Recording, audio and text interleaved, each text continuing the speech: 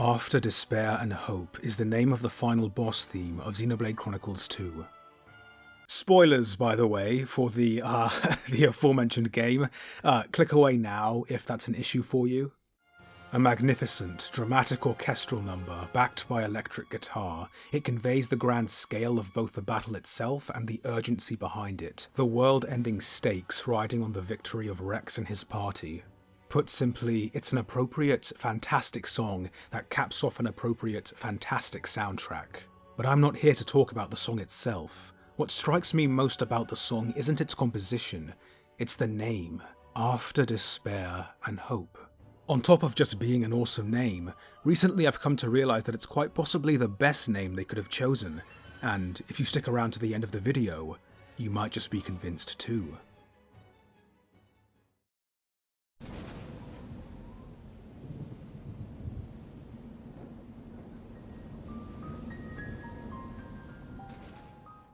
Xenoblade Chronicles 2 is a game with several noteworthy themes and ideas. How much our memories define us and the burden of carrying them. Finding your place in the world, the flawed nature of humanity, and if it's possible to grow and change for the better, just to name a few. But if you asked me, the game's main theme and conflict comes down to pessimism versus optimism. That is what we are focusing on today, necessitating liberal discussion of spoilers, as previously mentioned. For the brave fools who haven't played the game, a brief overview of the premise. If you're like me and you've played enough times to fake a perfect Welsh accent, then just skip to the timecode on screen to get straight to the analysis. Xenoblade Chronicles 2 takes place in the world of Allrest, a planet completely covered by the Cloud Sea.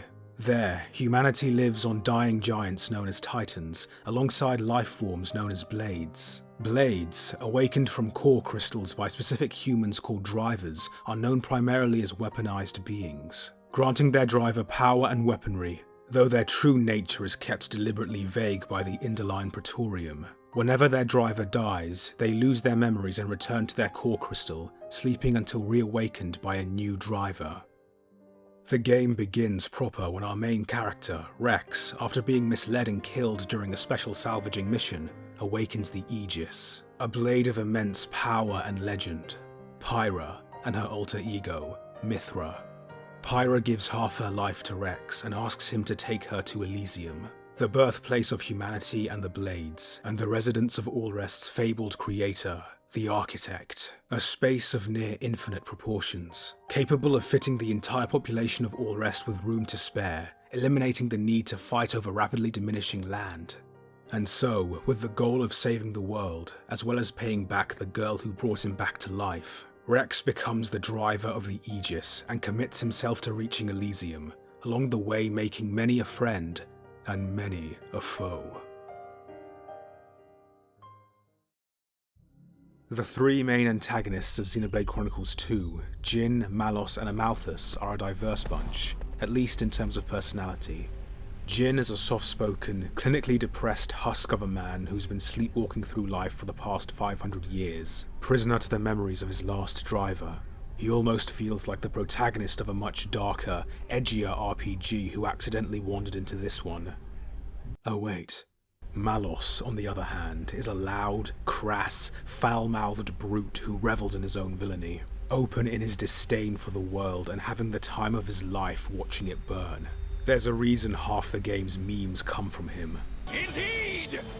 And finally, we have Praetor Amalthus, leader of the underICE Praetorium and the catalyst for most of the game's events. Initially presented as an affable, if rather... I often wonder if we are growing as a people, or in fact, regressing. bleak person. Amalthus eventually reveals himself to have delusions of the highest grandeur, seeing himself as an agent of the Architect's will. His faith serves as an excuse for him to act out his venomous malice, constructing a centuries-long scheme to dominate the world, only to then destroy it completely. What connects all three of these characters is the shared sense of hopelessness they feel about the world, one that spreads and affects those closest to them.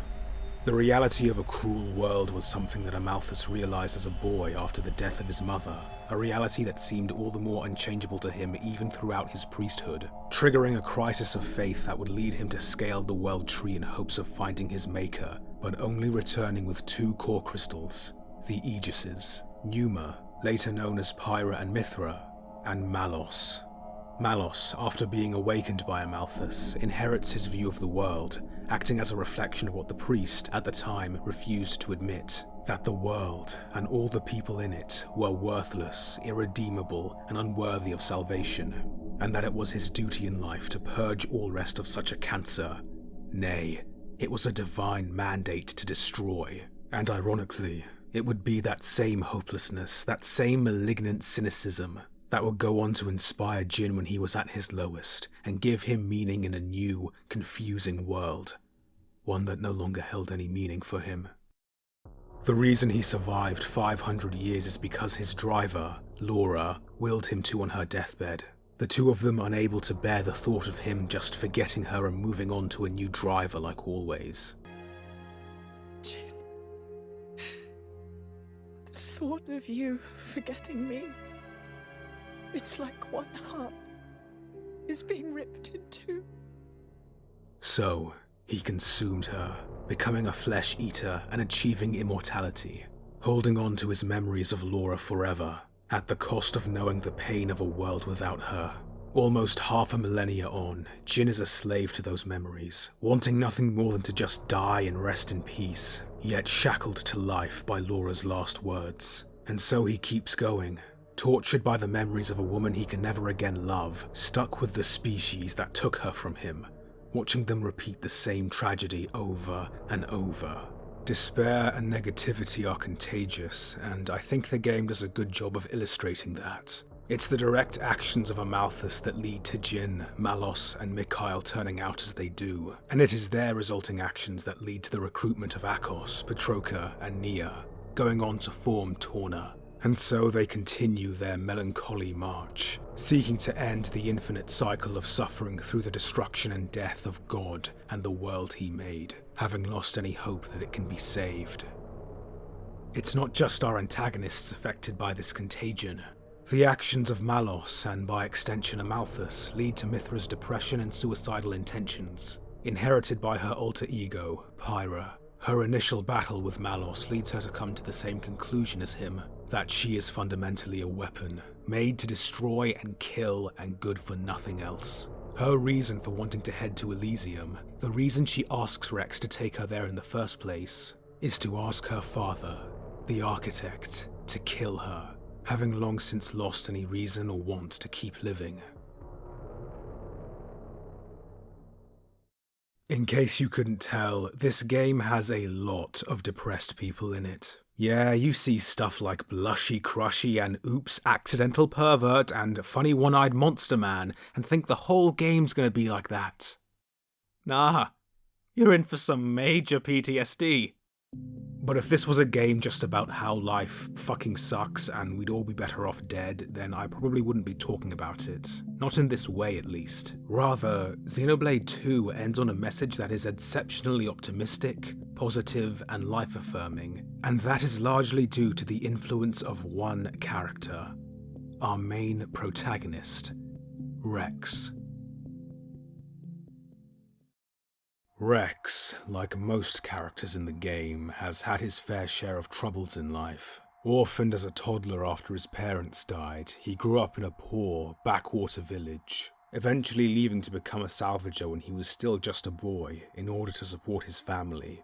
He then dies, which I imagine was quite the inconvenience, and on the resulting journey to escort the Aegis to Elysium, bears witness to the sorrid state of man, with full-scale war looming on the horizon, exacerbated by frustrating geopolitics. Not to mention self-serving entities like Amalthus, who manipulated events behind the scenes for his own selfish goals. Torna, who, in their despair, seek to drag down every innocent person on Allrest with them in a grand murder-suicide. And avaricious types, like Chairman Banner, seeking to profit off the inevitable conflict. And thanks to these people, Rex goes on to face further loss, his naivete harshly battered by the same unfair world that shaped Amalthus and Torna into the people they became. But he doesn't turn out like they did. Throughout all the strife and turmoil and tragedy, Rex's core beliefs and philosophy remain steadfast. Even as he becomes aware of just how awful the world can be, he never loses that faith in humanity, that boundless hope that things can always get better, if only we will them to. I think a big part of that is due to his age. Much is made of Rex's youth, him being by far the youngest of the main characters, with only Tora and possibly Nia being anywhere close to his age. Even then, Nia is a far more cynical, wry person with spades more experience. And Tora... well, I like Tora, but let's be honest, he's not the best person to inspire faith in humanity.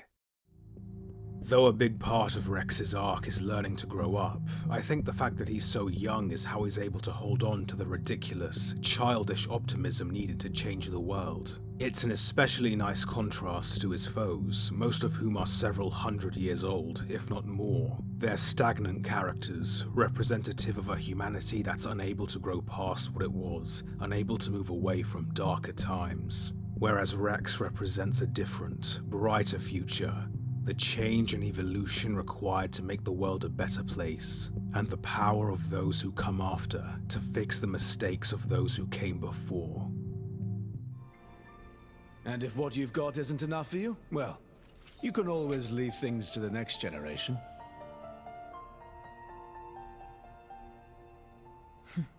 You've got a point.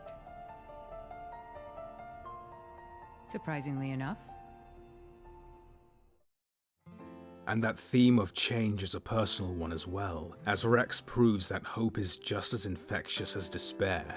Nia, unable to accept herself as she is and dismissive of Rex's ideals, comes to find inspiration in his conviction, coming to embrace the person she is and move on from her past. Pyra and Mithra, too, after seeing Rex's unconditional love and support for them, learn to once again find joy in living, no longer afraid of themselves or their power. Rex even manages to break through to Jin, reminding him of the values of human connection that haunted him for so long. Connections that, even after being hurt and broken, he still tried to seek out in the form of Malos and Torna. He's given a faith and hope that he never truly had, finally allowing him to pass on in peace. And even though they are ultimately forced to kill Malos to save all rest, they're able to get him to imagine a world where he wasn't tainted by Amalthus's influence, where he can share Rex's ideals and vision. And on his deathbed, he confesses that, at the end of it all, he was glad to be alive. If only I'd met you sooner. Just think of the worlds I might have seen. But even so... If I had been your driver, all of this... Kids say the damnedest things. There was only one driver for me. In all, it wasn't so bad. The final boss theme of Xenoblade Chronicles 2 is After Despair and Hope. It plays over the climax to a story that has seen those respective philosophies clash against each other time and time again, both fighting against insurmountable odds to prove themselves the ones in the right, convinced their way is the only way to end suffering. And at the end of it all, after despair and hope clash and struggle, Rex looks out over a brand new world. One clean of the weight of the past, with only a bright future ahead, brimming with inconceivable potential. And as Rex approaches a reborn Pyra and Mithra, with his friends at his back and his whole life ahead of him, the only word that comes to mind is hope.